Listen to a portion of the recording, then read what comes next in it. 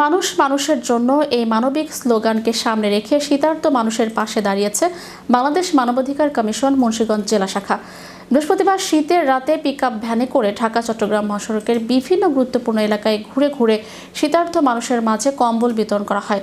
শীতবস্ত্র বিতরণ কার্যক্রমের আওতায় বাউসিয়া পাখির মোড়, মধ্য বাউসিয়া বাসস্ট্যান্ড, ভবেরচর বাসস্ট্যান্ড, মেঘনা পুরাতন ফেরিঘাট ও জামাল দি বাসস্ট্যান্ড এলাকায় অটো রিকশা ও সিএনজি চালক, পথচারী এবং ফুটপাতে শুয়ে থাকা হতদরিদ্র মানুষের হাতে কম্বল তুলে দেওয়া হয়।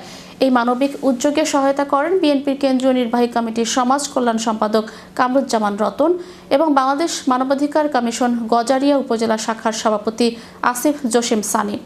এ সময় উপস্থিত ছিলেন বাংলাদেশ মানবাধিকার কমিশন মুন্সিগঞ্জ জেলা শাখার সাধারণ সম্পাদক ও মানবতা বিরোধী মানবাধিকার কর্মী এস.এম. নাসির উদ্দিন।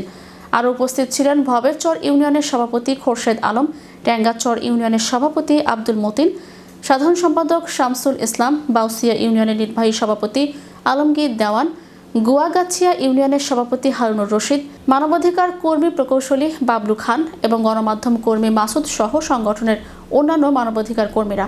আয়োজকরা জানান, শীতার্ত মানুষের কষ্ট লাঘব এবং মানবিক দায়বদ্ধতা থেকেই এই উদ্যোগ নেওয়া হয়েছে। ভবিষ্যতেও এ ধরনের মানবিক কার্যক্রম অব্যাহত থাকবে বলে তারা আশাবাদ ব্যক্ত করেন।